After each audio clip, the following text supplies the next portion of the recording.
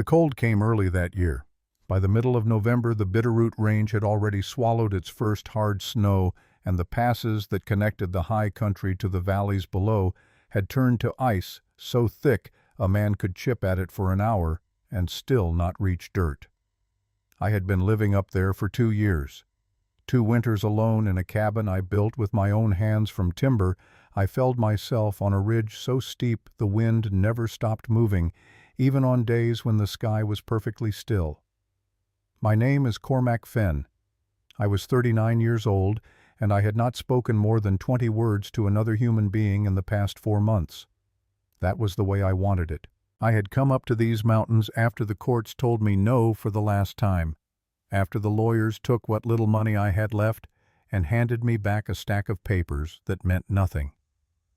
After I stood in front of a judge in a room that smelled like pipe smoke and floor wax and listened to him explain in the careful, patient voice of a man who has never missed a meal why the land my father built his life on no longer belonged to anyone named Fenn.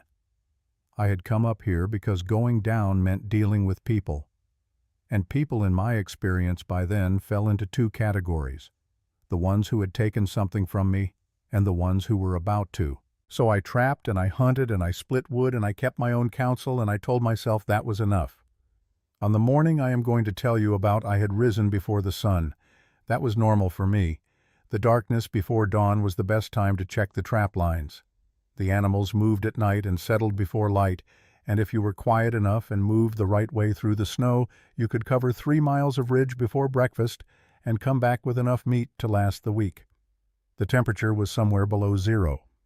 I did not own a thermometer. I knew it was cold because the inside of my nose froze on the first breath outside, and the leather of my boots stiffened before I had made it 100 yards from the cabin door. I moved east first, following the ridge down toward the lower tree line where I kept 4 traps spaced out along a stream bed. The stream had frozen solid 2 weeks ago. I walked on it sometimes when the snowpack on the banks got too deep, listening to the hollow sound my boots made on the ice, a sound like walking on the lid of an empty box. I found the first trap empty. The second had a rabbit in it already stiff. I reset the trap, put the rabbit in the canvas sack on my back, and moved on. It was at the 3rd trap 3 miles from the cabin and maybe a 1.5 miles east of the mining settlement called Copperhead Flats that I saw the footprints. I stopped. They were not animal tracks. I had been reading animal tracks since I was 6 years old, when my father first took me out into the Tennessee hill country and made me kneel in the mud and look. These were human footprints, small, made by a foot without proper boots, maybe without any boots at all. The impressions were shallow in some places and deep in others, which told me the person had been moving unevenly, favoring one side. The right foot dragged slightly. I could see where the toe had caught the surface of the snow instead of lifting clear of it. I looked up from the tracks and followed their direction with my eyes. They came from the southeast, from the direction of the settlement. They were heading roughly north toward nothing in particular, toward the deeper wilderness. I looked behind me. My own tracks were the only other marks on the snow. I stood there for perhaps 10 seconds. A man who has lived alone in the mountains long enough starts to think in practical terms about everything. Sentiment gets worn away by weather, and solitude the way water wears away stone. What I thought standing there over those footprints was not who is this or what happened. What I thought was that whoever made these tracks was in trouble. Bare feet in this temperature meant frostbite within the hour. The dragging gait meant exhaustion or injury. The direction away from town and into open country meant the person either did not know where they were going or did not care. Neither of those possibilities ended well. I followed the tracks. It took me perhaps 6 minutes. The trail curved around a stand of pine and dropped down a gentle slope to a small depression in the ground where the wind would not reach as strongly, the kind of natural hollow that animals sometimes used for shelter. She was lying there face down in the snow. I will not dress up what I saw, because there is no need to. She was a woman young, wearing a dress that had been fine, once dark blue, with some kind of stitching at the cuffs, now torn and filthy, and nowhere near adequate for the cold. Her hair was dark brown and frozen at the ends where it had gotten wet. Her hands were at her sides, palms down against the snow, and she was not moving. I knelt beside her and pressed 2 fingers to the side of her neck. A pulse, slow and weak, but there. I turned her over carefully. Her face was pale in a way that had nothing to do with cold alone. There was a bruise along her left cheekbone, yellowish at the edges, a few days old. Her lips were cracked. Her feet were wrapped in what looked like strips torn from a petticoat soaked through and beginning to freeze solid around her toes. Her eyes were closed. Whatever had brought her out here in the middle of a Montana winter night, she had nothing left to fight it with. She had simply lain down in the snow and given up or given out, and the difference between those 2 things did not matter much at this temperature. I looked at her hands. The left hand had an old scar across the palm, a thin white line that had healed well. The right hand, the forefinger specifically, had a small callus on the inside of the first joint, the kind that comes from holding a pen for long hours over many years. A person who wrote. A person who had been educated. I do not know why I noticed that. I noticed everything. That was how I had survived 2 winters alone. You notice things or you do not survive. I picked her up. She weighed less than she should have. I adjusted her across my shoulders the way I would carry a deer carcass. Her weight distributed so I could move without losing my balance, and I turned toward Copperhead Flats. The cabin was 4 hours away. The settlement was 40 minutes. She needed warmth, and she needed it soon, and whatever else could be said about Copperhead Flats, it had fires burning in it. I walked fast, keeping to the low ground where the wind was less severe. She made no sound the whole way. Her breathing was shallow and quick against the back of my neck, little white puffs of vapor that told me she was still with me, still somewhere on the right side of the line. The settlement came into view through the trees about 40 minutes after I found her. I could hear it before I saw it. That was always the way with Copperhead Flats. It was the kind of place that generated noise the way a wound generates heat constantly and without real purpose. Men shouting, a dog barking, the distant clang of metal from the direction of the mine equipment sheds. And then underneath all of that, a voice I did not know raised and carrying with the practiced projection of a man who had done this before performing for a crowd. I stopped at the tree line. $5,000, the voice was saying.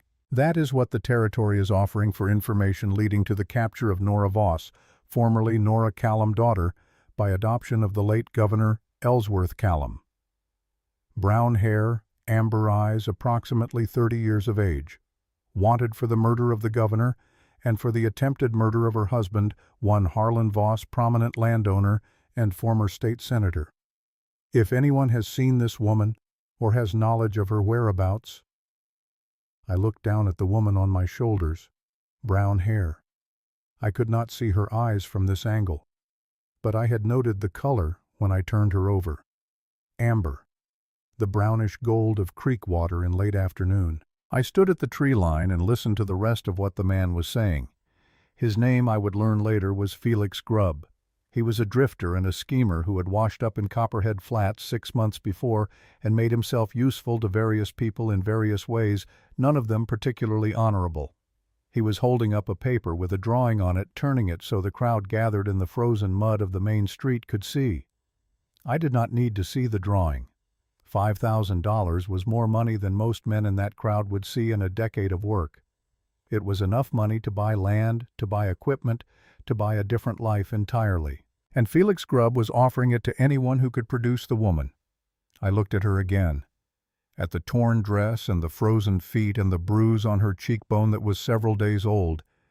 At the hands that told me she was educated and that she had been through something hard before she ended up face down in the snow on a hillside 3 miles from anywhere. $5,000. I thought about Clara. Then I stopped thinking about Clara because I had taught myself not to, and I turned away from the settlement and walked back into the trees. I went around Copperhead Flats in a wide arc, staying in the timber, moving carefully so that no one at the edge of the crowd would see me. It added 20 minutes to the journey. I bought the supplies I needed, salt and flour, and 2 boxes of ammunition from a trader who operated out of a storage building on the north end of the settlement, paid cash. Said nothing about what I was carrying. The trader did not ask. In places like Copperhead Flats, people learned quickly that asking questions about what other men were carrying was a good way to find yourself on the wrong end of a very short conversation. Then I went up the mountain. The woman woke up somewhere on the second hour of the climb when the trail steepened, and I had to adjust her weight, and she came part way back to consciousness from the jostling. She did not speak. She made a small sound, sharp and frightened, and went rigid against me. "You are all right," I said. "I am taking you somewhere warm." She did not respond to that, but after a moment she stopped being rigid and went limp again, and I kept climbing. She was fully conscious by the time I reached the cabin, though barely. I set her down in the chair closest to the dead fireplace and went to work building the fire. Pine kindling, then larger splits, working fast but not careless. The fire caught inside 2 minutes. I added more wood and turned back to her. She was watching me. Her eyes were open and fixed on me with an expression that was not quite fear and not quite something else. It was the look of a person who has been through enough that they have used up their fear, and now they are simply watching, simply calculating, simply trying to understand what the next threat is going to be and where it is going to come from. I had seen that look before. I had worn it before. "You need to get the feeling back in your feet," I said. "Take those wrappings off. Get them close to the fire, but not too close." She looked at her feet. Then she looked at me. "I can do it myself," she said. Her voice was low and careful, the voice of someone who is measuring every word before they release it. There was no accent I could easily place, which usually meant a person had lived in enough different places that no single one had stuck. "All right," I said. I went to the small room in the back where I slept and got a blanket and brought it out and laid it over the back of the chair near her without touching her and without saying anything about it. Then I went to the stove and started water heating for something hot to drink and got the dried meat and the last of the cornmeal from the shelf to start something more substantial. I did not look at her while I worked, but I was aware of her the whole time, the way you are aware of a deer that has stepped into the edge of your field of vision. Any sudden movement and it is gone, or it charges and you do not know which. She got the wrappings off her feet herself. She did not make a sound doing it, but I could see from the corner of my eye that at least 2 of her toes on the right foot were badly frostbitten, white and hard. She held her feet toward the fire and sat very still. I set a mug of hot water with some dried herbs I kept for this purpose in front of her and went back to the stove. We were quiet for a long time. The fire built itself up and the cabin began to warm, and the wind outside moved around the walls the way it always did in winter, testing for weaknesses, finding none. "Where am I?" she asked. "About 4 hours from Copperhead Flats, higher up, my cabin." "You live here alone?" "Yes." She was quiet again. Then, "I heard them, in the settlement, talking about me." I did not say anything. "You heard them too," she said. It was not a question. "Yes." "And you still brought me here." "You were dying," I said. "I do not leave things to die in the snow if I can help it." She considered that. "I am not a thing."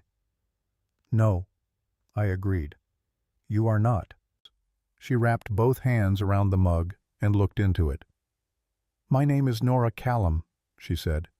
"My married name is Voss, but I do not use it. My father by adoption was Governor Ellsworth Callum of Montana Territory."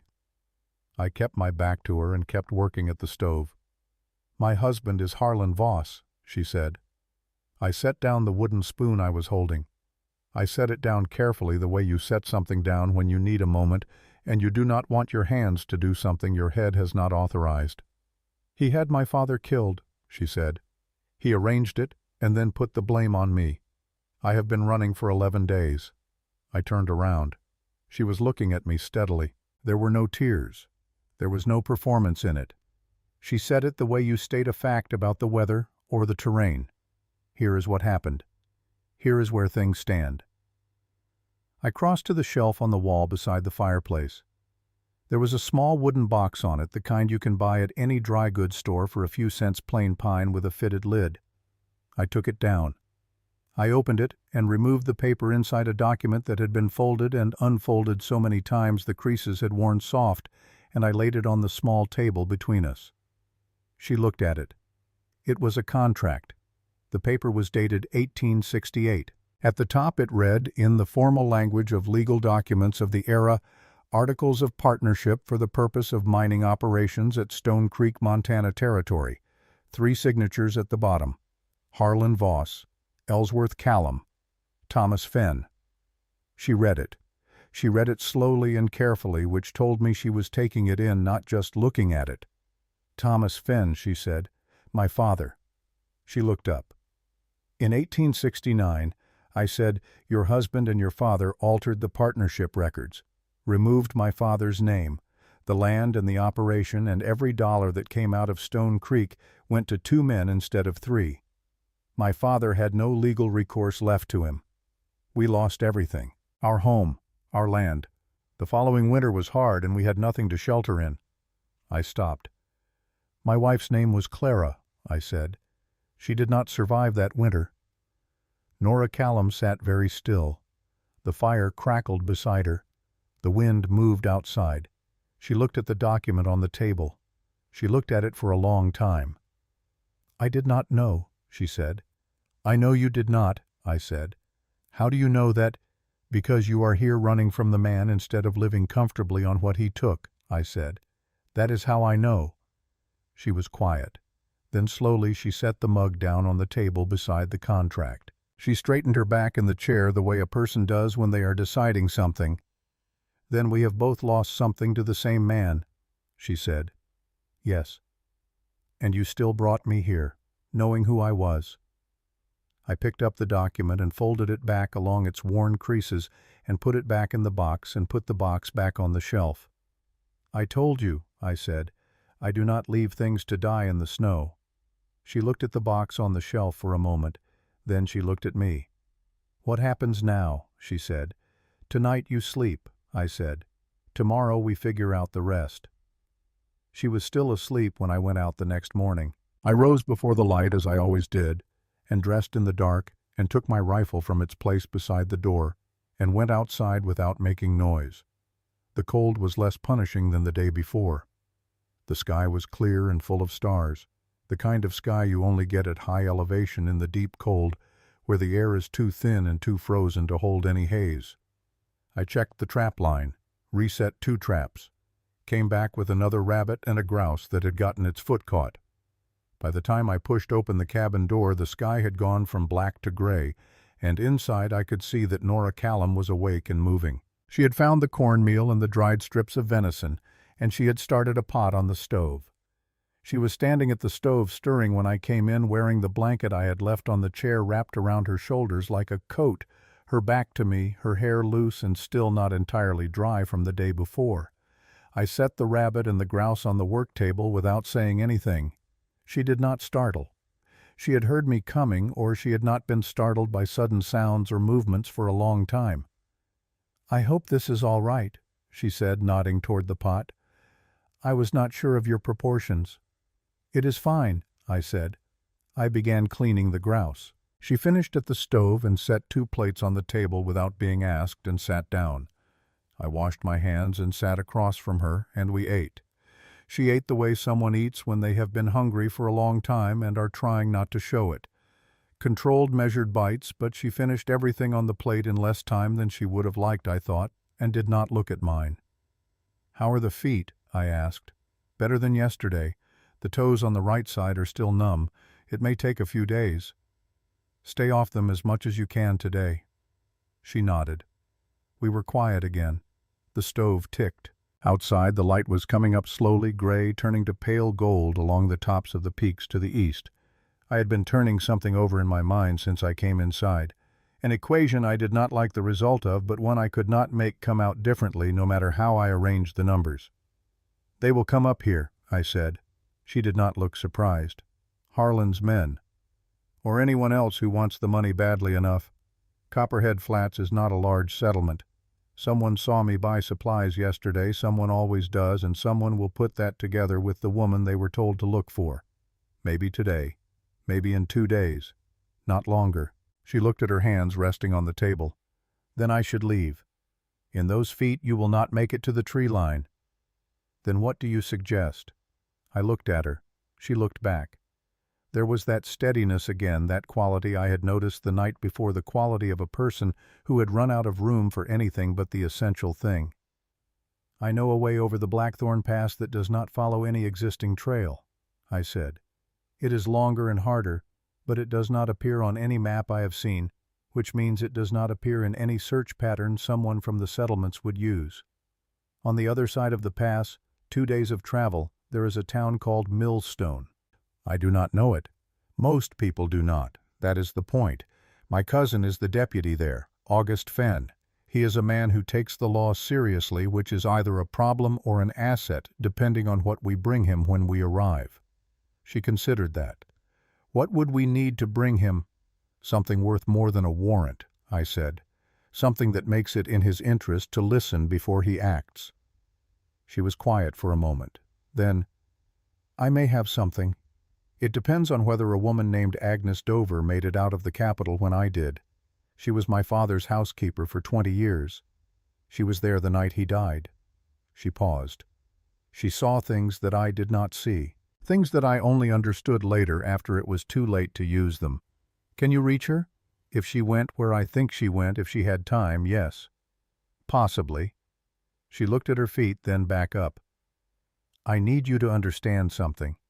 Before we go any further, before you help me any more than you already have." "Say it." "The night my father died, I was in the room. I was present when he drank what killed him. Harlan's lawyers have constructed a picture from that fact. You should understand what you are walking into before you walk further into it." I looked at her for a moment. "Why are you telling me this now?" I said. "Because if you are going to help me, you should know the hardest part first, not the easiest part. Clara," she said, using the name carefully, "taught you that." I had not told her about the conversation I had the night before, only in my own head, the one where I thought about what Clara would do in this situation. I had not said a word about it. "I mentioned her name once," I said, "last night." "You did," she said. "But the way a person says a name tells you things about them. The way you said hers told me she was someone who valued honesty the way other people value gold." I looked at the table. Then I looked at the shelf where the pine box sat. On the shelf beside the box was the only other object in the cabin that had not been put there for purely practical reasons. A pair of small green gloves. Woman's gloves, the kind made from soft leather neatly folded together. Clara had owned 3 pairs of gloves. These were the ones she had with her the last time I saw her well. I had kept them because throwing them away had never been something my hands were willing to do. I had not told Nora Callum about the gloves. She had not asked. "We leave tonight," I said. "Not tomorrow. Tonight after dark.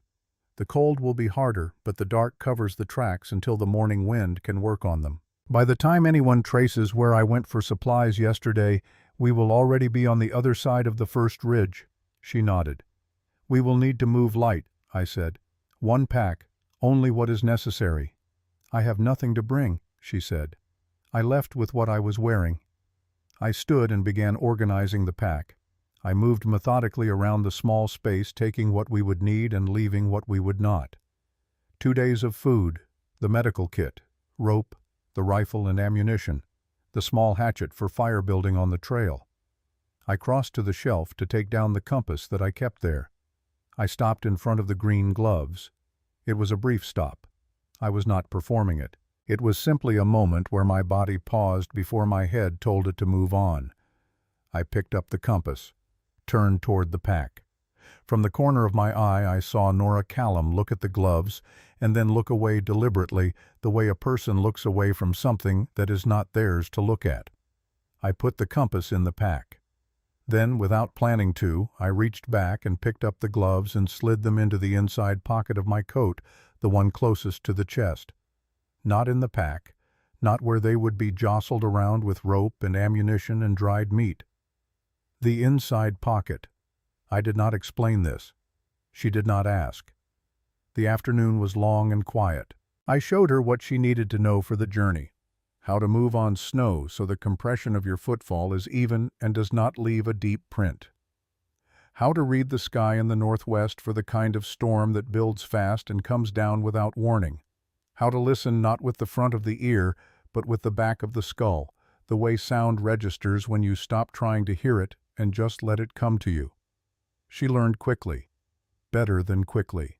She asked the right questions, the how questions instead of the why questions, which told me she was someone who operated on practical information rather than needing to understand the theory first.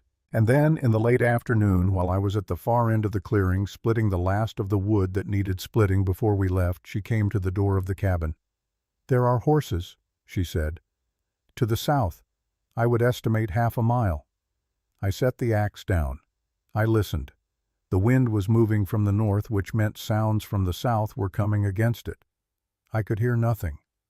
"You are certain?" "My father raised me to identify horses by sound from the time I was small," she said. "He said it was the most important skill for anyone living near the frontier. More than one animal. Moving carefully, not at a trot. The kind of movement that means the riders are watching the ground." I went inside and got the field glass and climbed to the ridge above the cabin. It took me 3 minutes. 3 horses. Stopped at a vantage point that gave a clear view of the cabin and the surrounding clearing. They were standing motionless, the riders looking down, and one of them was holding something up a piece of paper, comparing it to what he saw below. They stayed for 5 minutes. Then they turned and went back down the slope the way they had come. They had not seen me on the ridge. I had been careful. I came back down. "They were confirming the location," I said. "They are not certain yet. They will go back to the settlement and report what they found, and then they will return with more men." "How long?" I thought about the ride back to Copperhead Flats, the conversation, the organization, the ride back up. If they push through the night, they could be at the cabin by first light. If they rest, mid-morning. "Then we go now," she said. "Not tonight. Now." I looked at the sky. 3 hours of light left, maybe a little more. "Yes," I said. We moved quickly and without wasted motion. She tied her hair back and put on the second coat I had, which was too large for her, but better than what she had come in. She laced the spare boots I had found in the back room, mine, but stuffed with cloth to make them fit without complaint, without comment. I banked the fire so it would smolder rather than burn, giving the impression of a recently occupied cabin to anyone who approached. I shouldered the pack. She was standing by the door ready. The green was already fading out of the western sky. I looked around the cabin once, the way you look at a place when you do not know if you are coming back to it. Then I looked at her. She was looking at the pine box on the shelf. Not with greed. Not with sentimentality. With the kind of recognition you have when you see something that belongs to a story you have only heard part of. I took the pine box down and put it in the pack. The contract inside it had started all of this. It needed to go where we were going. I opened the door. The cold came in, and the last of the daylight came in with it, thin and pale and slanting down through the pines at a low angle. We walked out into it together, and I pulled the door shut behind us, and we moved into the trees, away from the trail, away from the settlement, away from the 3 sets of hoof prints in the snow below the ridge. The mountain was quiet around us. My footprints broke the surface of the snow with a sound like paper tearing, small and steady. Hers came behind, lighter but consistent. I did not look back. There are places a man carries with him not because they are his anymore, but because leaving them behind in the physical sense does not accomplish the thing he hoped it would. I had learned that over 2 years of trying. The mountain had not cured me of anything. It had only given me enough quiet to hear what was already true. What was true was that I was walking away from a dead fire in an empty cabin with a woman whose husband had helped destroy my family, and I was carrying in my chest pocket a pair of green gloves that belonged to someone who was not coming back, and in my pack a document that might finally mean something to someone who had the authority to act on it. What was also true was that for the first time in 2 years I was walking towards something instead of away from it. I did not know yet what to make of that. The trees closed around us, and the last of the light fell out of the sky to the west, and we kept moving north toward the pass, toward Millstone, toward whatever was waiting on the other side of the mountain. Nora Callum walked behind me and did not ask how far it was or how long it would take. She simply walked steady and quiet into the gathering dark. The Blackthorn Pass did not forgive mistakes. I had crossed it 4 times in 2 years, always alone, always in conditions that most men would have considered reason enough to turn back. The trail, if you could call it that, was less a path than a memory of one, a sequence of landmarks that existed only in the knowledge of people who had learned them from other people who had learned them before that. There were no blazes cut into the trees. There were no cairns of stacked stone. There was only the particular angle of a rock face at the first bend, the sound of a specific creek crossing where the water ran shallow over a shelf of granite even in the deepest freeze, and the way the ridgeline above looked against the sky at the point where you needed to leave the timber and cross open ground. I had memorized all of it. That was the only map that mattered. We traveled in silence for the first 3 hours. The cold was serious but not dangerous as long as we kept moving, and we kept moving. Nora Callum matched my pace without complaint and without asking me to slow down. I adjusted anyway slightly, not because I doubted her, but because I had 2 days of distance to cover, and burning everything in the first night was a poor strategy. She moved well in the dark. Better than I expected. She watched her footing, kept her weight low on the steep sections, used the trees for balance rather than grabbing at them, which would have slowed her down and left marks. On the one section where the trail dropped sharply and the snow had crusted into a slick sheet of ice over the underlying rock, she went down on one knee, caught herself, and was back on her feet before I had fully registered that she had slipped. She did not say anything about it. I did not say anything about it. Around midnight, by my estimation, we reached the abandoned station. It had been a forest ranger outpost once in the years when the territory had made a serious attempt to manage the timber in the high country before concluding that the high country would manage itself on its own terms, regardless of what anyone did about it. The building was small, one room with a sleeping loft that had partially collapsed on one side. The roof was intact on the south end, which was what mattered. The door had warped badly in its frame and required a shoulder to open, but it opened. Inside, the cold was only marginally less severe than outside. There was a small iron stove in the corner, a design I recognized as functional, and a stack of wood that someone at some point in the past year or two had left cut and split and piled against the interior wall. Dry enough. I built a fire small enough to provide heat without the kind of smoke that would be visible from a distance. The light was sealed inside by the shuttered windows and the warped door. Within 20 minutes, the south end of the station was approaching something a person could call warm without lying. Nora Callum sat on an overturned crate and held her hands toward the stove and looked at the floor. I found a collection of tools and equipment in the corner near the collapsed loft, old and dusty but organized. Someone had cared about this place once. Among the items was a small wooden kit box, the kind a field medic or a careful outdoorsman might carry. I brought it to the light of the stove and opened it. It had been left behind for a reason. Not everything in it was still useful. But there were bandages dry and still sealed, a small bottle of carbolic solution nearly full, a folding knife sharper than any tool that size had a right to be, needle and thread. I carried it to the crate where Nora was sitting and set it down beside her without comment. She looked at it. Then she looked at me. "I noticed you had nothing," I said. She opened the kit and examined its contents with the practiced eye of someone who had done this before, assessing usefulness, understanding composition, working quickly. She reorganized the contents and closed the box and set it on the crate next to her. "There is enough here to manage a moderate wound," she said. "Infection, minor fractures, lacerations. Not enough for anything serious, but better than nothing." "I know. I studied medicine in Philadelphia," she said, 2 years before I came back to the territory. You did not finish. My father's health declined. There was no one else." She looked at the stove. "I have thought many times about what I would have done differently. Gone back after he stabilized, completed the degree. But the years have a way of filling up with the thing that is directly in front of you, and by the time I looked up it was too late for a different arrangement." I did not respond to that. There was nothing to say about it that she had not already said better. I sat down on the floor across from her, back against the wall, rifle across my knees. The fire popped. Outside, the wind was picking up along the ridge the sound it made when it had nothing in its way for the next several miles. She had not asked me where we were going when we left the cabin. She had not asked how long the journey would take. She had followed because there was no better option available to her, and she had understood that without being told. But there were things she had not told me. I knew that the same way you know when a stream is running deeper than its surface suggests. "Tell me about Harlan Voss," I said. She looked up from the fire. "What do you want to know?" "How a man who did what he did to my family in 1869 was still operating freely in 1874. Because he is very good at arranging things so that other people are responsible for them," she said.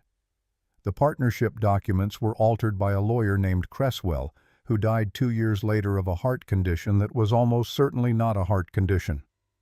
The land transfer was administered by a county clerk who moved to California with a sum of money that would not have been available to him on a county clerk's salary.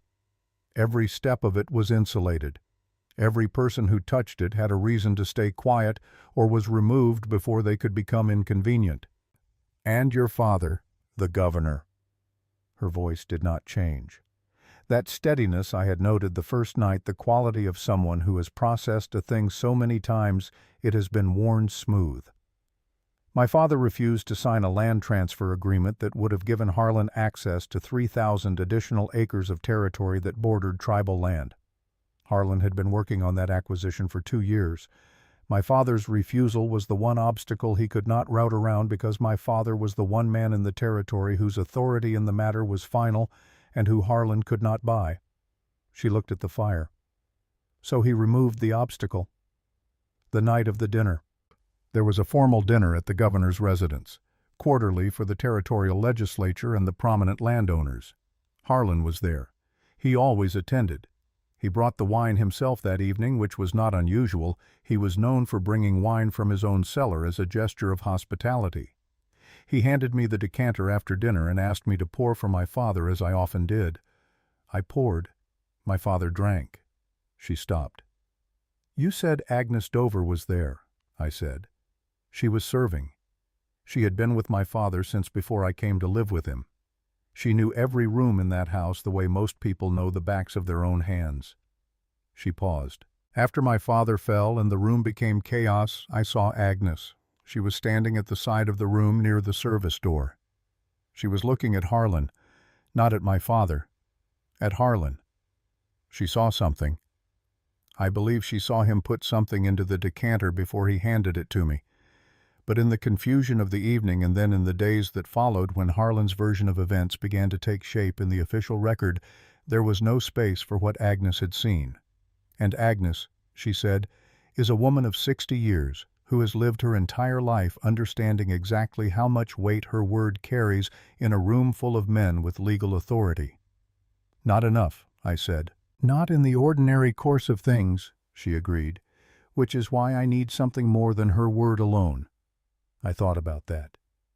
"You said you thought you knew where she had gone." "There is a town called Harker's Crossing about 40 miles east of the capital. Agnes has a sister there. If she had time to get out before Harlan's people thought to look for her, that is where she would have gone." She looked at me. "The question is whether she got out in time. And the question after that is whether if she did get out, she is still willing to stand up and say what she saw." "You doubt that?" "I doubt nothing about Agnes Dover's courage," she said quietly. "I doubt the world's willingness to make room for it." We were quiet for a moment. The fire was settling into its steady phase, the initial burst of combustion giving way to the even sustained heat that would last through the rest of the night if I managed it correctly. I added one piece of wood, not more. "The contract," she said. "The one your father signed. You have carried it for how long?" "Since he died. 18 months after we lost the land." "You intended to do something with it." "I intended to find someone with the authority to look at it and the willingness to do something about what they found. In 5 years I did not locate anyone who was both." "August Fenn," she said. "Your cousin. He is an honest man. I have not always agreed with his methods, but his honesty I have never doubted. Then he may be what we need." "If we bring him enough to work with," I said. A contract that is 5 years old with no witness and no corroborating evidence is a piece of paper. A piece of paper plus a witness plus physical evidence is a different thing entirely. She nodded slowly. She understood. Then we need Agnes, she said. We need Agnes. She looked at the fire for another long moment. Then she did something I had not expected. She straightened her back and turned to face me directly, and when she spoke her voice carried the particular weight of a person who is about to say the thing they have been building toward and who is not going to soften it. "There is one more thing you need to know," she said, "before we go any further, before Millstone and August Fenn and whatever comes after." I waited. The night my father died, I was holding the decanter. I poured the glass. My father drank from it. She held my eyes without blinking. I did not know what was in it. I have sworn that to myself, and I believe it completely.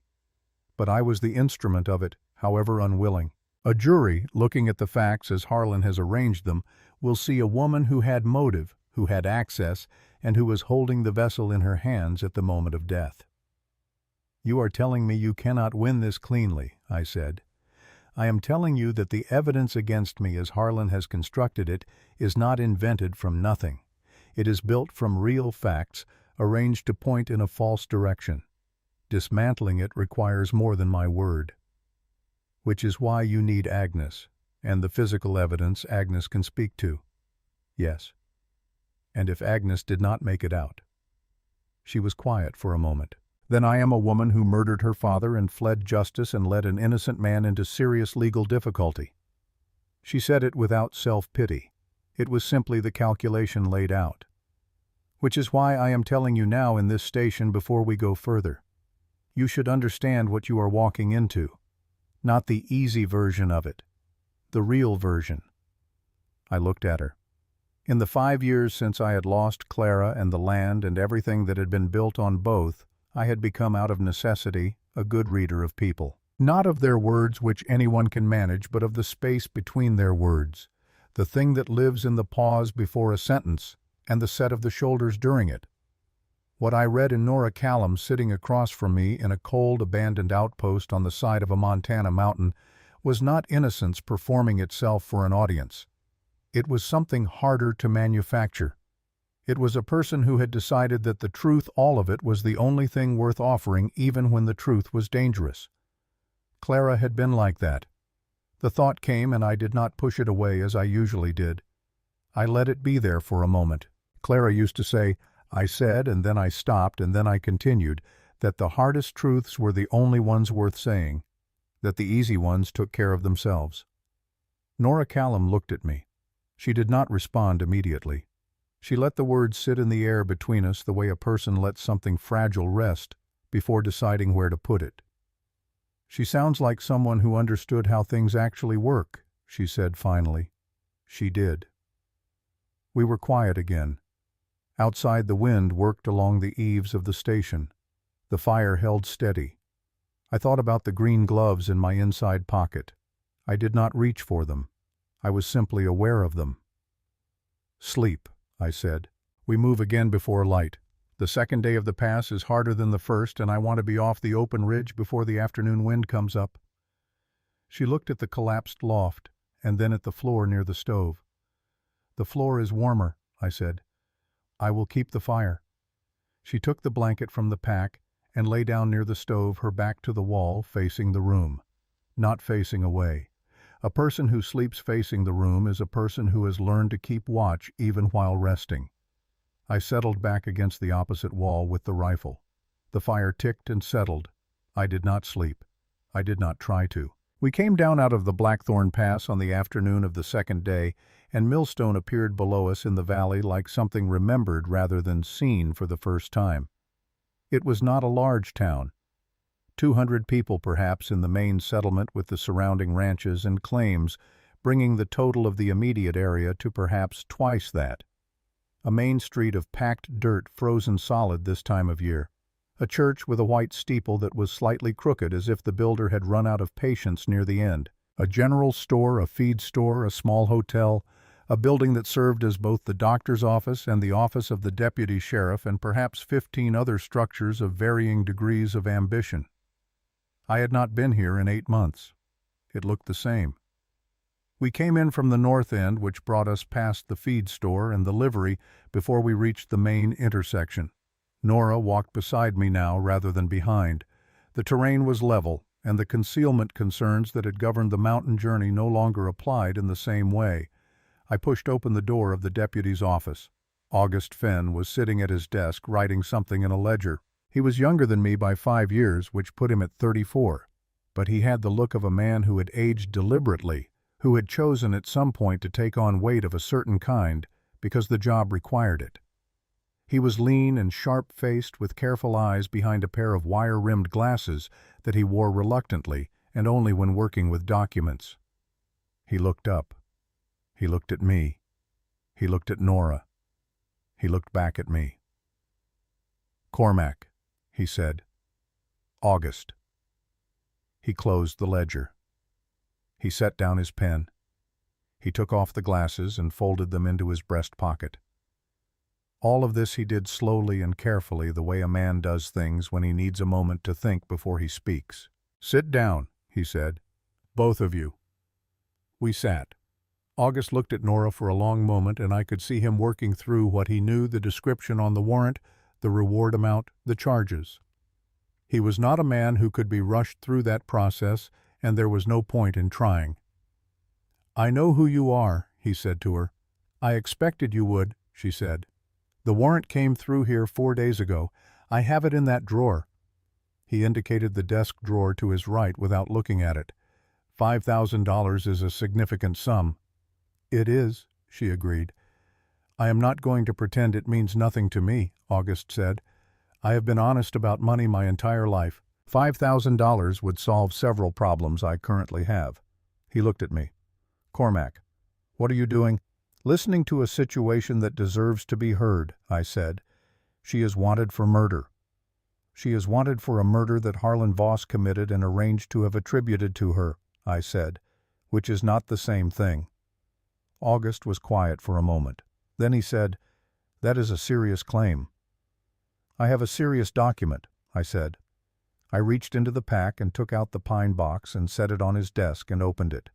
He looked at the contract. He picked it up. He read it with the careful attention he gave everything in written form. "Thomas Fenn," he said quietly. "My father. I remember your father, Cormac. I was 20 years old when this happened.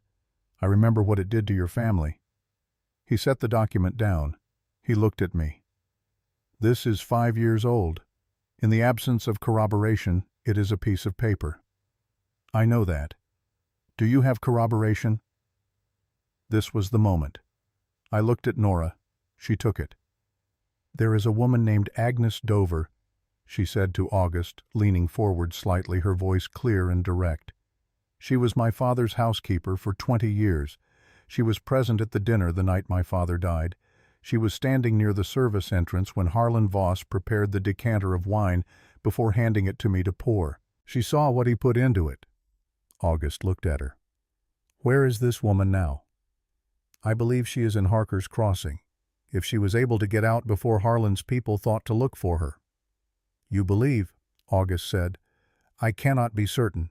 But Agnes Dover is not a woman who frightens easily, and she is not a woman who fails to prepare for the contingencies she can foresee." August sat back. He put both hands flat on the desk and looked at them. "A witness's testimony alone in the current legal climate of this territory carries weight proportional to the standing of the witness," he said carefully. "I am not saying that is right. I am saying it is the reality we are working within." "I know what you are saying," Nora said. "Agnes Dover is a woman of color in Montana Territory in 1874. Her word against Harlan Voss in a territorial court with his money and his legal representation—" "I know," Nora said, "which is why her word alone is not what I am proposing to bring." August looked at her. "What else is there?" Before she could answer, the door of the office opened. We all turned. The man in the doorway was perhaps 45 broad across the shoulders, with the kind of stillness about him that comes from professional training in the management of dangerous situations. He wore a heavy coat with no identifying markings and a hat pulled down against the cold. He was not carrying a visible weapon, which in my experience meant nothing. He looked at Nora. He looked at me. He raised both hands slowly away from his sides, palms out. "I am not here for Harlan Voss," he said. "I am here because Agnes Dover asked me to find Mrs. Voss. She said if anyone knew where Mrs. Voss had gone, it would be someone in this direction." The room was very still. "Who are you?" August said. His hand had moved toward the pistol on his hip without completing the journey, resting on the edge of the desk instead. "My name is Dolan Marsh," the man said. "I was employed by Harlan Voss for 4 years as an investigator. I am not currently in that employment." He looked at Nora. "Agnes Dover is in Harker's Crossing. She is safe. She sent me ahead because she is traveling on foot and it is slow going. She will be in Millstone by tomorrow morning if the weather holds." Nobody said anything. Then Nora said very quietly, "Agnes is coming here." "She is." Dolan Marsh lowered his hand slowly. "She has something with her. A bottle. She has been carrying it since the night of the governor's dinner.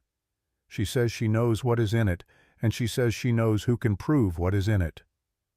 I looked at Nora. She was looking at Dolan Marsh with an expression I had not seen on her face before. Not quite surprise. Something closer to the feeling you have when a door you had given up on opens. "Why are you doing this?" August said to Dolan Marsh. "You worked for Voss." Dolan Marsh was quiet for a moment. He looked at the floor, then at the wall, then at August. "I have a son," he said. "He is getting married in the spring. He wrote me a letter asking whether I would attend." A pause. "I have been asking myself what kind of father attends that wedding, and what kind of father cannot." August looked at him for a long moment. "Sit down," he said. Dolan Marsh sat down. And then the door opened again. Felix Grubb stood in the opening, smaller than I remembered him from the sounds of his voice in Copperhead Flats, a narrow-shouldered man in his middle 40s, with the watchful eyes of someone who had survived by paying attention to every exit in every room he entered. He looked at the assembled group with an expression of a man who has walked into something larger than he expected and is rapidly recalculating. He looked at Nora. "I heard you were in town," he said to her. "I have been following this situation from Copperhead Flats." He reached into his coat. Everyone in the room tensed. He produced with exaggerated slowness a small object and held it up. "I do not want trouble. I want safe passage out of Montana Territory, and I want it guaranteed in writing. In exchange for this." It was a bottle. Small dark glass sealed with wax. The kind of bottle a decanter stopper might fit. It was perhaps a quarter full of something dark dried to a residue along the bottom. Nora went still the way a person goes still when they recognize something they were not certain they would ever see again. Then she stood. "Where did you get that?" she said. It was not a question. Her voice had dropped to something very quiet and very controlled. "Found it behind the kitchen of the governor's residence," Felix Grubb said. 3 days after the dinner. Somebody had thrown it in the rubbish, only it had rolled under a shelf and not made it into the bin. I picked it up because I thought I could sell it." He shrugged the shrug of a man for whom everything is a transaction. "Turns out I was right, only not the way I expected." Nora took one step toward him and stopped. She was looking at the bottle the way a doctor looks at a symptom they have been trying to locate. "That is the decanting bottle," she said. "From that evening. I recognize the label. My father kept that wine specifically for formal occasions." She looked at August. "The residue at the bottom. If that is what I think it is, if a physician examines it and confirms what Agnes saw Harlan add to it." "It is corroboration," August said. He was already standing. "It is more than corroboration," Nora said. "It is proof." August looked at Felix Grubb.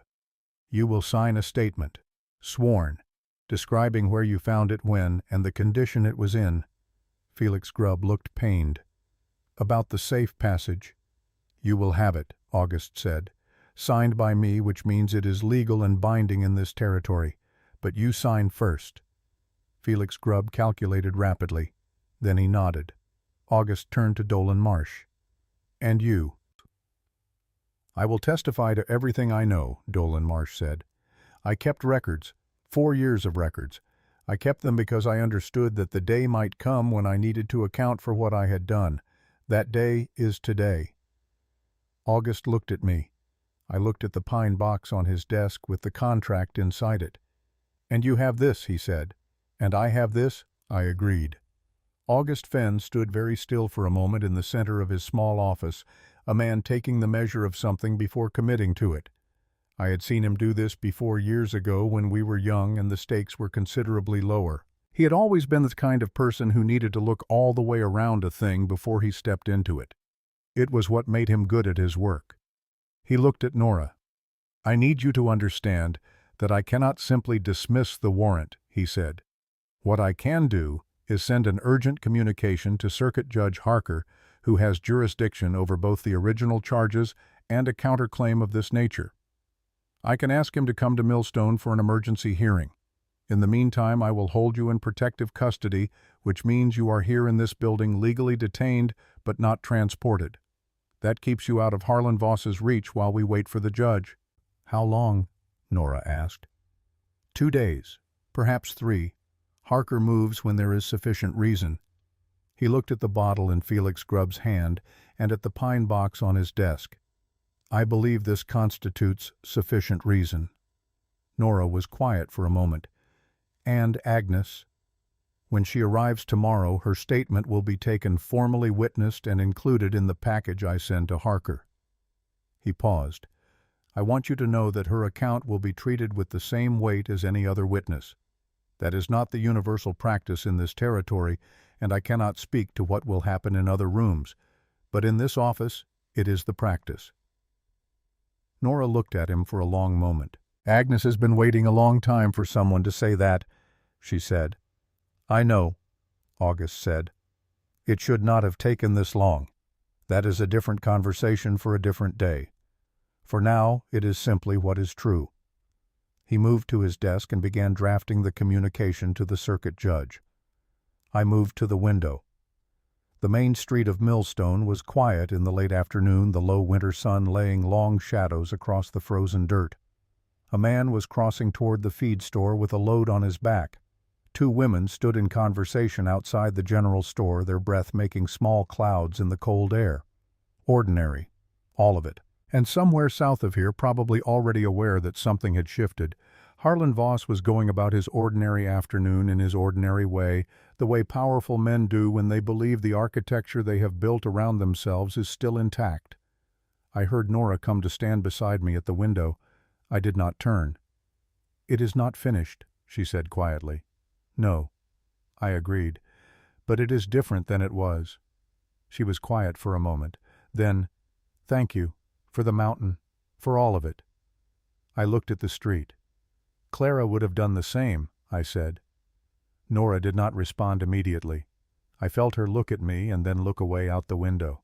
"No," she said after a moment. "I think you would have done it regardless. I think Clara is the reason you know it was the right thing, but the doing of it was yours." I did not answer that.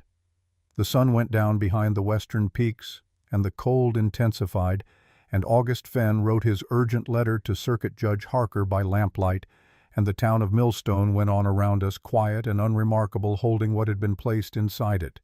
Agnes Dover would arrive tomorrow. Harlan Voss did not yet know where we were. For one night that was enough. Agnes Dover arrived at first light. I heard her before I saw her. The sound of slow, deliberate footsteps on the frozen boardwalk outside the deputy's office, the kind of steps that belonged to someone who had been walking for a very long time and had made a decision somewhere along the way to stop counting the miles and simply keep moving until they stopped needing to. I was awake. I had slept 3 hours on the floor near the stove in the back room of August's office, which was more than I had expected to manage. Nora had slept in the chair at August's desk, her head resting on her folded arms, and she woke at the sound of the steps at the same moment I did, lifting her head with the instant alertness of someone whose sleep had been light and watchful. August opened the door before Agnes reached it. She was 58 years old, and she had walked 40 miles in 4 days through Montana Territory, winter in shoes that had not been made for that purpose. She stood in the doorway with her back straight and her chin level, and she looked at the room, at August, at me, and finally at Nora. And what crossed her face then was not relief or emotion in any simple form. It was the expression of a person who has carried something heavy for a very long time and has finally arrived at the place where they can set it down. Nora crossed the room and took both of Agnes's hands in hers and did not say anything. Agnes looked at her for a moment and then nodded once, a small, complete gesture that contained everything that needed to be said between them. I moved to give Agnes the chair near the stove. She sat. She accepted the coffee August poured without comment and held the cup in both hands and let the warmth work its way in. She looked around the room at Dolan Marsh, sitting in the corner, at Felix Grubb's signed statement on August's desk, at the pine box, at the small dark bottle. Her eyes stopped on the bottle. "You found it," she said. "Felix Grubb found it," Nora said. 3 days after the dinner. It had rolled under a shelf in the kitchen. Agnes looked at Felix Grubb with an expression that was not gratitude and not its opposite, but something more complicated, the look of a person who has learned not to be surprised by where useful things come from. "I need to tell you what I saw," Agnes said to August. "All of it. From the beginning." "When you are ready," August said. He had his ledger open and his pen in hand. "I am ready now," Agnes said. "I have been ready for 11 days. It is the world that has not been ready." She set down the coffee cup and folded her hands in her lap and looked at August directly. "I was in the dining room at 7 in the evening, standing near the service door. My position at formal dinners was always near that door, so that I could respond to needs from the kitchen without crossing the main floor unnecessarily. I had been in that position at every formal dinner in the governor's residence for 19 years. August wrote. Agnes spoke. She did not hurry, and she did not embellish. She described the evening in precise sequential order: the arrival of the guests, the seating, the first course, the wine service. She described the moment when Harlan Voss had risen from his seat with the specific decanter he had brought, himself a bottle of red wine from his own cellar, and carried it to the sideboard near the head of the table. "He had his back to the room," Agnes said, "but not to me. I was at the service door, which was at an angle to the sideboard. I could see what his hands were doing." "And what were his hands doing?" August said. "He removed a small glass vial from his inside coat pocket. He uncorked it. He tilted it into the decanter and swirled the decanter gently to mix it. Then he put the vial back into his pocket and turned around and handed the decanter to Mrs. Voss and asked her to pour for her father." The room was quiet. "You are certain of what you saw," August said. "I am as certain of it as I am of anything I have seen in 58 years of living," Agnes said. "I have seen it every night when I close my eyes since the evening it happened." "Why did you not say this at the time?" Agnes looked at him. The look was not angry. It was patient, in the way that a very old truth is patient. The truth that has been waiting so long for someone to ask the right question that it has learned to wait without bitterness. "Because I am a black woman in Montana Territory in 1874, she said. "Because the men with legal authority in that room that night were the same men who attended Harlan Voss's business dinners and hunted on his land and owed him favors of one kind or another. Because when I stepped forward in the first hours after the governor fell, the man who took my statement was a deputy who worked for the county sheriff, who worked for the territorial authority, which had 3 members who had financial arrangements with Harlan Voss's mining operations." She paused. "I am not saying these things in anger. I am saying them because they are the facts of the situation as it existed, and you asked me why, and that is why." August put down his pen. He looked at Agnes for a long moment. "What you are describing is a failure of the system that should have protected you and the governor both," he said. "I cannot undo that. What I can do is ensure that in this proceeding your account is treated with the same legal weight as any other witness's account. I am going to write that explicitly into the record, and when Circuit Judge Harker arrives, I am going to say it to him directly." Agnes looked at him. "That is more than I expected," she said. "Less than what should have been available from the beginning, but more than I expected today." "It should have been available from the beginning," August said. "I am sorry it was not." Agnes picked up her coffee cup again. She drank. She looked at the bottle on August's desk. "That vial he used," she said, "the residue it left would have been arsenic trioxide. I know because I have seen it used before in small doses as a treatment for certain conditions. The color and the smell both characteristic. What is in that bottle is consistent with what I saw him add." August looked at Nora. "You have medical training," he said. "2 years at the Philadelphia College of Medicine," she said.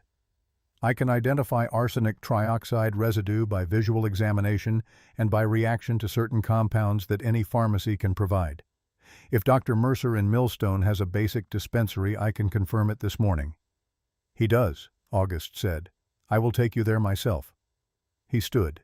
He looked at the room, at Agnes at Dolan Marsh, at Felix Grubb's signed statement on the desk at the pine box with the contract at the bottle.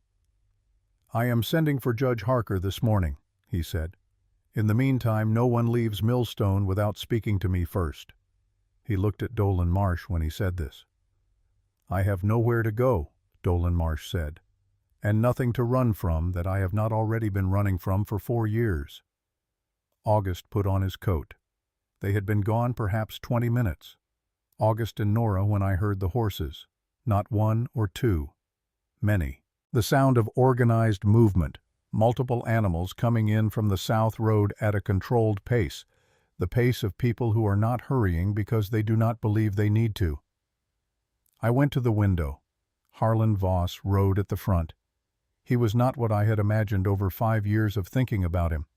He was smaller than the version in my head, narrower through the chest, with a face that was unremarkable in the way that faces are sometimes unremarkable when the person wearing them has long since concluded that the impression they need to make does not depend on their appearance. He was 52 years old, and he rode with the easy authority of a man who has never had a serious reason to doubt that the world would arrange itself to accommodate him. Behind him rode Dolan Marsh's former colleagues, 6 men who carried themselves the way professional muscle carries itself economically, without display, conserving the thing until it is needed. And beside Harlan Voss to his right rode a man in a suit who carried a leather satchel across his saddle, which meant he was a lawyer, which meant Harlan had known this was coming and had prepared for it with the thoroughness that had kept him insulated for so long. I turned to the room. Agnes Dover was already on her feet. Not to run. She was standing straight, looking at the window with the expression of a woman who has been through enough that the arrival of more difficulty is simply the next thing to be dealt with. Dolan Marsh had not moved from his chair. He was looking at the window with an expression I could not fully read. Something between recognition and resolve, the look of a man who has arrived at a decision and is no longer uncertain about it. "Stay here," I said to Agnes, to Dolan. "You too." I went outside. Harlan Voss pulled his horse up in front of August's office and looked down at me. He took his time about it. He was a man who understood the language of small delays and what they communicated.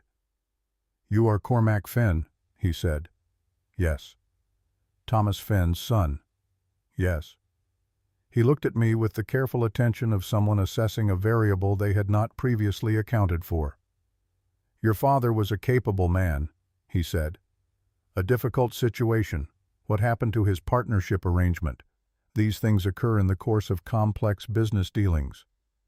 "They occur," I said, "when someone arranges for them to occur." He smiled. It was not the smile of a man who finds something funny. It was the smile of a man who has had long practice at presenting pleasantness as a surface. "I have a legal order for the transfer of Nora Voss to the custody of the Territorial Marshal's office," he said, "signed by Judge Alderman of the 2nd District. I would like to speak with Deputy Fenn." "He is not here." "Then I will wait." He did not move to dismount. His men did not move. The lawyer with the satchel looked at the office building with the assessing eye of someone calculating how a space could be entered and controlled. I stood in front of the door. We looked at each other. This was the man who had taken the land, who had turned my father out into a winter that killed him by degrees, who had done the same to Clara, who had done it with paperwork and lawyers and the comfortable machinery of legal legitimacy so that no single act could be pointed to as the cause, only the accumulation of acts, the layered results. I had 5 years of feeling about this moment. I had imagined it many ways in the dark hours of the mountain winters when there was nothing to do but feed the fire and think. None of the versions I had imagined looked like this. My hand was not on my rifle. I had made that choice consciously when I came outside. Nora had made it for me on the night in August's office when she had looked at me from across the room and shaken her head, and I had honored that because she was right, not because Harlan Voss deserved the consideration of being dealt with through legitimate means, because Nora did not deserve to have her case destroyed by the story that would be told about what happened if I chose the alternative. "August Fenn will be back within the hour," I said. "You can wait or you can go. Either way, you will deal with him and not with me." Harlan Voss looked at me for another long moment. Then he looked at the office door. Something passed across his face. A small recalculation. The briefest acknowledgement that the situation was not entirely as he had expected it to be. He did not dismount. His men did not move. But he waited. August returned 40 minutes later with Nora beside him. He saw the situation from halfway down the main street, and his pace did not change, did not hurry, did not slow. He walked the same way to the end. He looked at the legal order Harlan's lawyer presented. He read it slowly and carefully. Then he looked at Harlan Voss. "This order was issued by Judge Alderman of the 2nd District," August said. "Correct," the lawyer said. "This matter falls under the jurisdiction of Circuit Judge Harker, who has authority over both the original warrant and the counterfiling I submitted this morning," August said. "Judge Alderman's order is valid in the 2nd District. We are in the 3rd District.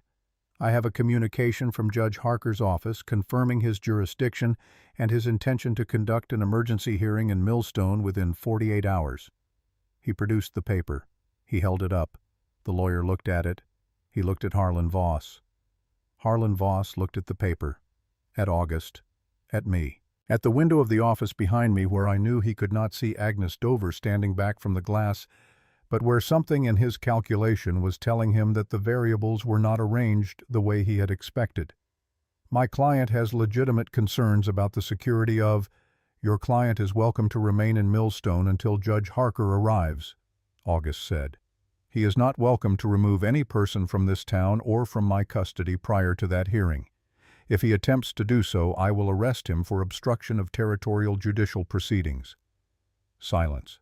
The kind of silence that occurs when a man who has never heard no from a source he took seriously hears it for the first time from a source he cannot immediately dismiss. Harlan Voss looked at August Fenn for a long time. August Fenn looked back. August was not a large man, and he was not an intimidating one in any physical sense. But he had a quality I had noticed my whole life in him, the quality of a person who has decided what is right and has stopped being interested in arguments to the contrary. It was not stubbornness, it was something quieter and more durable. Harlan Voss turned his horse. "We will discuss this with Judge Harker," he said to the lawyer. They rode to the hotel at the other end of the street. August watched them go. Then he turned to me. "The bottle confirms it," he said quietly. "Mercer identified arsenic trioxide residue consistent with a lethal concentration. He will testify to that effect." I looked at Nora. She was standing very still beside August, her arms at her sides, her face composed. But her hands were not quite steady, and she did not try to hide that. "It is real," she said quietly. Not to either of us in particular. To herself, perhaps. To the long 11 days that had led here. "It is actually real." "It has always been real," I said. She looked at me. Her eyes were bright in a way that had nothing to do with tears, or perhaps everything to do with the kind that come from something loosening that has been held too tight for too long. "Come inside," August said. "We have work to do before Harker arrives." We went inside. Chapter 6. The Green Gloves. Judge Harker arrived on the morning of the second day. He came alone, which surprised people who had expected the formal apparatus of a territorial hearing, the clerks and the bailiffs and the accumulated furniture of official proceedings.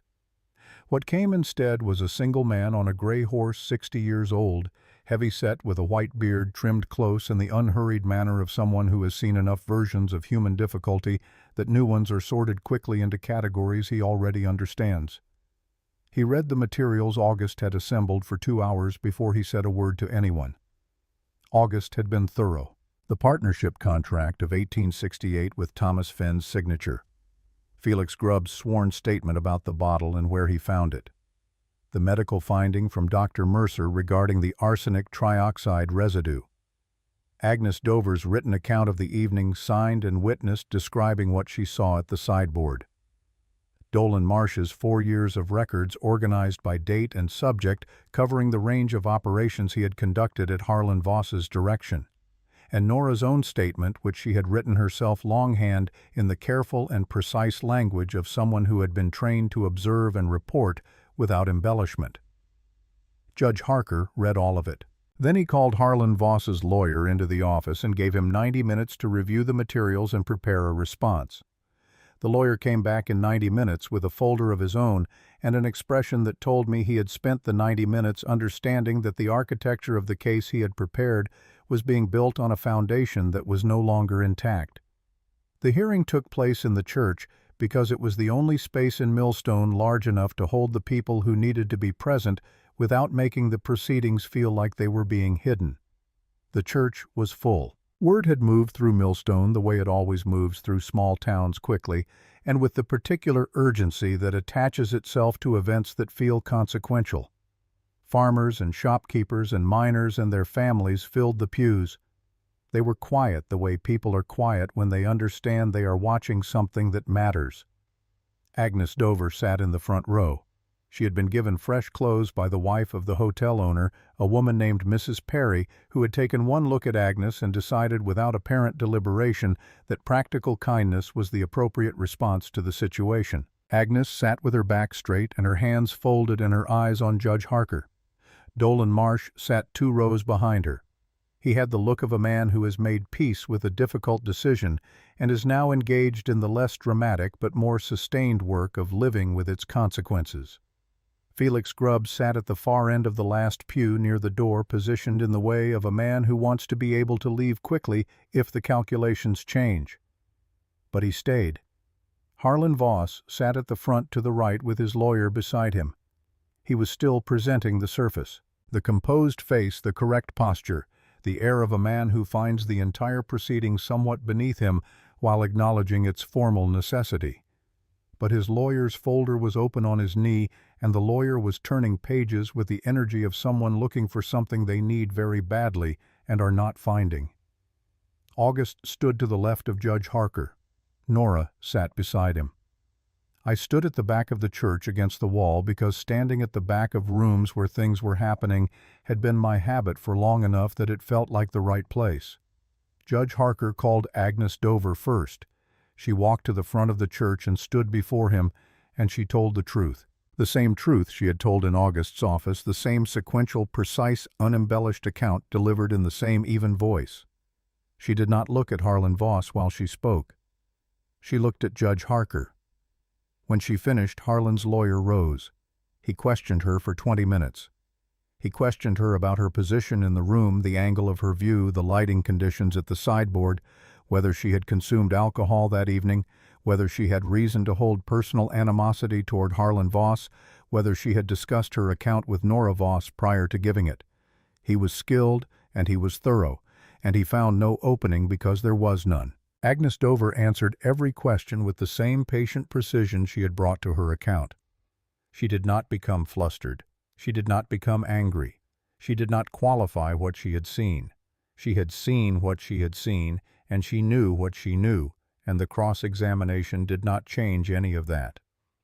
When the lawyer finished, Judge Harker looked at Agnes for a long moment. "Thank you," he said. "Your account has been entered into the record." Agnes walked back to her seat. Mrs. Perry, sitting beside her, put a hand briefly on her arm. Dolan Marsh came next. He opened his record book and read from it directly, date by date, order by order. The legal falsification of the Stone Creek Partnership documents in 1869. The removal of Thomas Fenn's name from the operating records. The arrangements made to ensure that the county clerk who administered the transfer moved to California. The preparation and execution of the plan for the governor's dinner. The instructions he had received in a room in Harlan Voss's house, sitting across a desk, from a man who spoke of ending a life with the same inflection he used to discuss the movement of cattle or the timing of a shipment. Harlan Voss sat through all of it without moving. His lawyer objected where he could. Judge Harker overruled where the record was clear. The lawyer's objections became less frequent as the reading continued until they stopped entirely in the last third of the book, where Dolan's records were most specific and most detailed. Dr. Mercer presented the physical findings regarding the bottle. He was a careful man and a credible one, and he spoke in the language of medical evidence without reaching beyond what the evidence supported. When it was Nora's turn, she stood and she spoke, and she did not hide anything. She described the dinner. She described Harlan handing her the decanter. She described pouring the glass and handing it to her father, and the 2 minutes that followed. She described her realization in the days after that what had seemed like a coincidence of opportunity was not a coincidence at all. She described 11 days of running of cold of the moment she woke on a stranger's back, on a mountain she did not recognize, and understood she was not dead. She did not look at me when she said that, but I felt it. When she finished, Harlan's lawyer asked to address the judge. He was a good lawyer. In the absence of what had been presented today, he would have been a very effective one. He argued procedural concerns about the admission of Dolan Marsh's records, questioned the chain of custody for the bottle, noted that Agnes Dover's account, while emotionally compelling, was singular and unverified by any second independent witness. Judge Harker listened to all of it. Then he asked Harlan Voss if he wished to speak. Harlan Voss stood. He straightened his coat. He looked at the room with the expression he had worn for the duration of the proceedings, composed slightly above the material, the expression of a man who has always found a way and expects to find one now. He spoke for 12 minutes. He was articulate and measured, and he constructed in real time a version of events that accounted for each piece of evidence by explaining it as misunderstanding, misidentification, or motivated fabrication by people who had reason to damage him. He spoke about his grief over the governor's death, his concern for his wife's mental state, his attempts to find her and ensure her safety. He spoke about the partnership dispute as a regrettable business matter that had been resolved through proper legal channels. He was very good. But the record book was open on the table. The bottle was on the table. The contract with Thomas Fenn's signature was on the table. Agnes Dover was sitting in the front row with her back straight and her hands folded and her eyes clear. When Harlan Voss finished, Judge Harker looked at him for a long moment. Then he picked up his pen and opened the large ledger he had brought with him, and he wrote for several minutes in silence. When he looked up, the room was very still. "I am issuing the following findings," he said.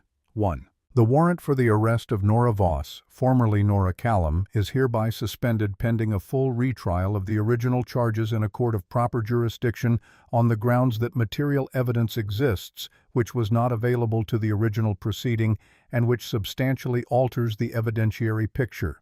He continued writing as he spoke. 2. I am ordering the detention of Harlan Voss pending investigation of charges, including conspiracy to commit murder, falsification of legal documents in the matter of the Stone Creek Partnership of 1868, and obstruction of territorial justice.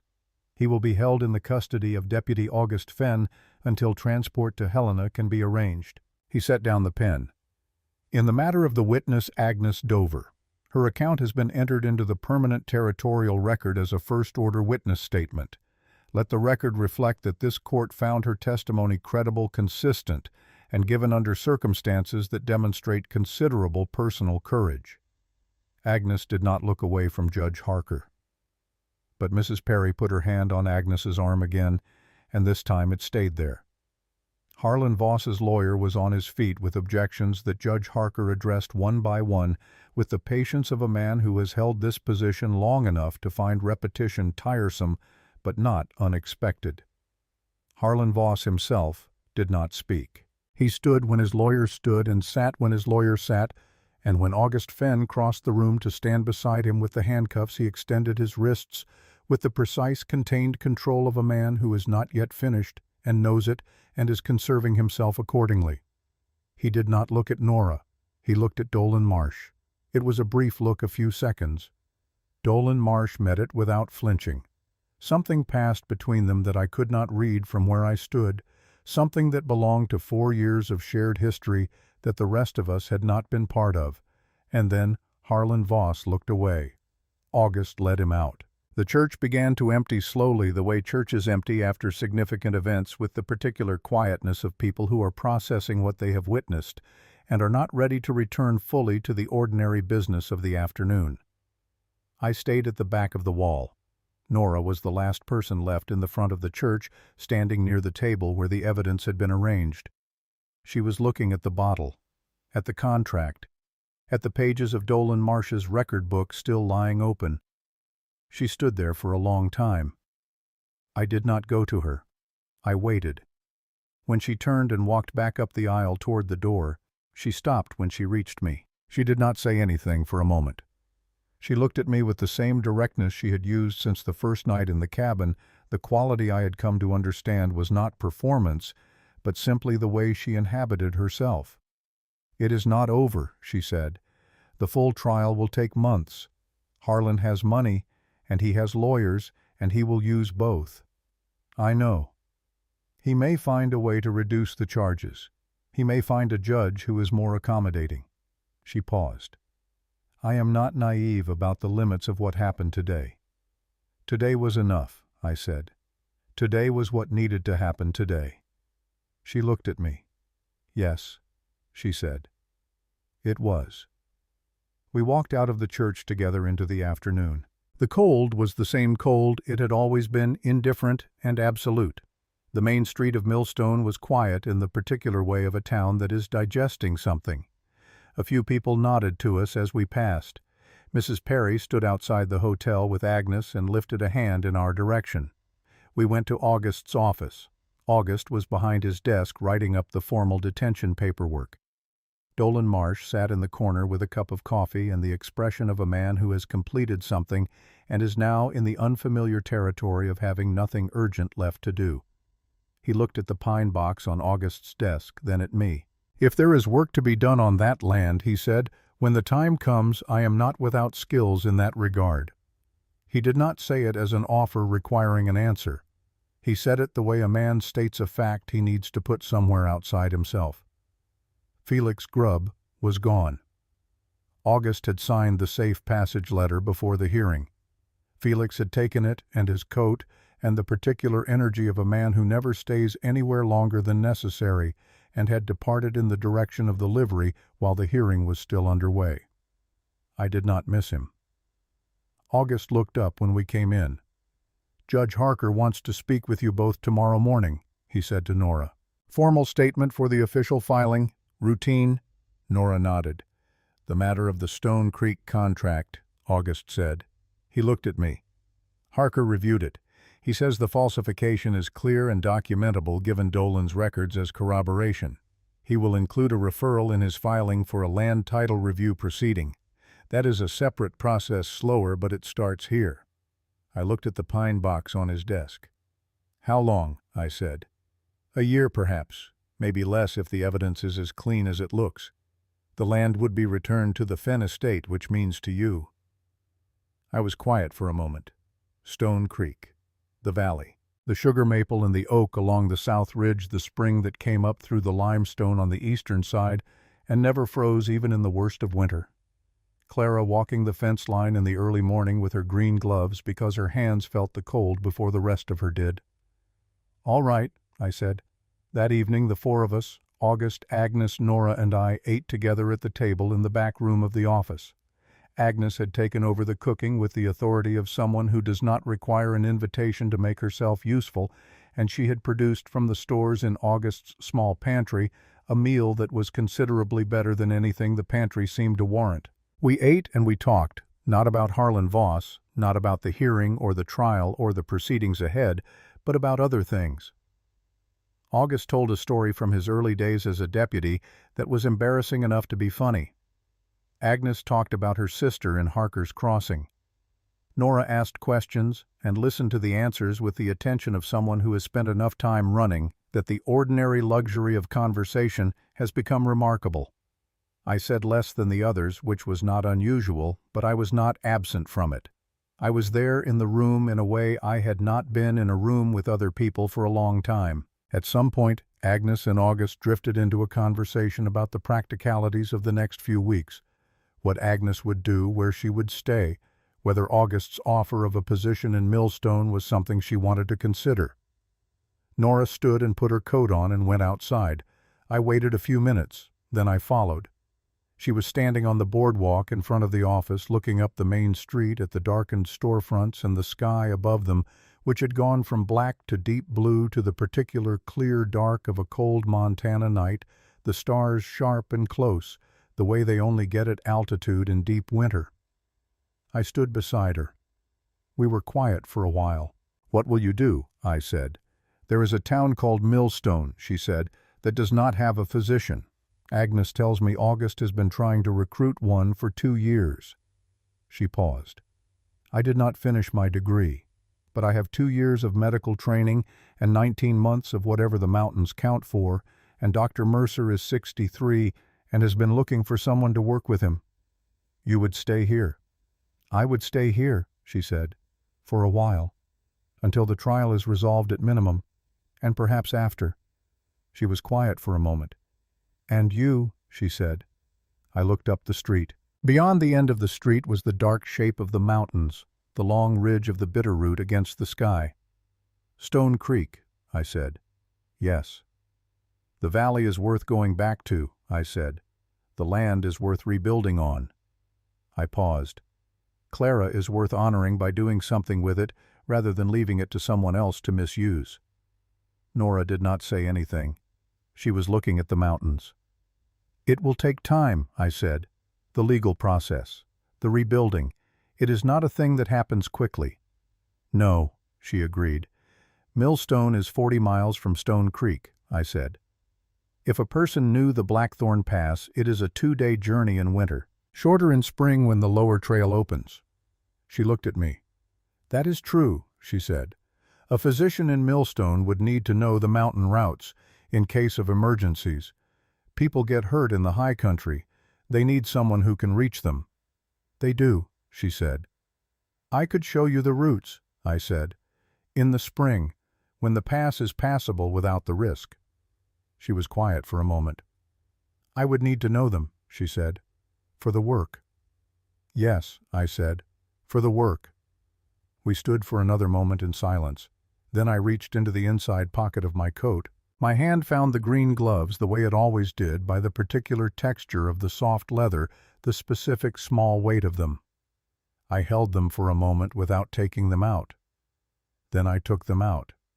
I held them in my hand, and I looked at them in the dark, the color of them invisible in the absence of light, but the shape of them familiar in a way that went beyond sight. I thought about Clara.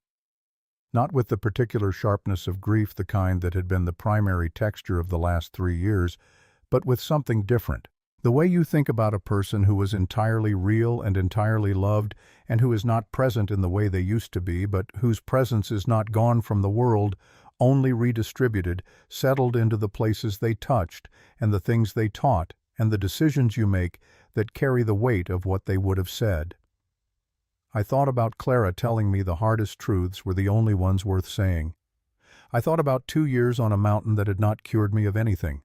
I thought about a pine box on a shelf in a dark cabin, and the footprints in the snow, and a woman who had said the hardest thing first so I would know what I was walking into. I stepped back through the office door. Inside, beside the entrance, there was a small shelf that held lanterns and keys. I set the green gloves on it. I set them there carefully, the way you set something down that you are not throwing away, that you are placing where it belongs, so that it can be what it is and you can be what you need to be next. I stood there for a moment with my hand near them. Then I let my hand fall. I went back outside. I turned back. Nora was watching me. She had seen what I did, and she did not look away from it, and she did not say anything about it, and that was exactly right. It was not the kind of thing that needed commentary. It was not the kind of thing that needed witness, so much as it needed simply someone present who understood what it was. She understood what it was. "The spring roots," she said after a moment. "I will need to know all of them, not just the main ones."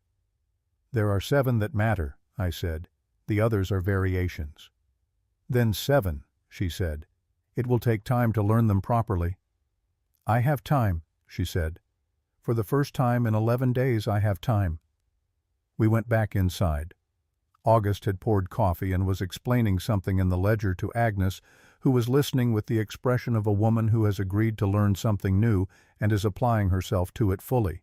The lamp on the desk threw a warm circle of light across the table and the papers and the faces of the people sitting around it. I sat down. Nora sat across from me. The fire in the stove held steady. Outside, Millstone was quiet under its cold sky, and 40 miles east through the dark of the Bitterroot winter, the valley of Stone Creek lay under its snow, the spring that never froze, still running beneath the surface of the ice, still moving the way things that are alive keep moving even when everything above them has gone still. Spring was 4 months away. It had been 4 months before, and it had come. It would come again. I picked up the coffee cup August had set in front of me and held it in both hands the way a person holds something warm when the cold outside is serious. And I listened to Agnes tell August that his coffee was adequate, but his pantry organization was an affront to basic logic. And August say that he had been organizing that pantry for 6 years, and it worked perfectly well for him, and Agnes say that 6 years of a thing being wrong did not make it right. Nora caught my eye across the table. I did not quite smile, but something in my face did what smiling would have done. She looked back at her coffee. Outside the mountain stood where it had always stood. It did not care who was innocent or guilty, who was found or lost, who had come down from it changed, and who had come down the same as they went up. It simply stood the way mountains stand in the particular patience of things that measure time in ages rather than winters, but I had come down from it. And I was not the same as I went up. That was enough. That was for the first time in a long time more than enough. 6 months later, Stone Creek Valley Spring, 1875. The flower that Clara had loved, the small yellow ones that came up along the creek in April before anything else came up on schedule that year, exactly as they had every year the valley could remember. The foundation of the new house was laid in March, the walls framed in April, the roof finished by the first week of May. August helped on the weekends, riding out from Millstone with his tools in his saddlebag, working without complaint and without requiring conversation. Dolan Marsh, awaiting his testimony at the Helena trial, had asked August if there was anything useful he could do with his time. August had told him about the house. He had come and worked 3 weeks on the framing and left without being asked to stay and without asking for anything. The trial of Harlan Voss opened in Helena in June. Nora testified for 2 days. Agnes testified for a day and a half. Dolan Marsh testified for 3 days, and his record book was entered into evidence in its entirety. The jury deliberated for 4 hours. The conviction was on all primary counts. Nora was in Millstone when the verdict came by telegraph. She was between patients. Dr. Mercer handed her the telegram, and she read it once and set it on the desk and finished seeing her patient before she allowed herself to stop and be still with it. Agnes Dover remained in Millstone.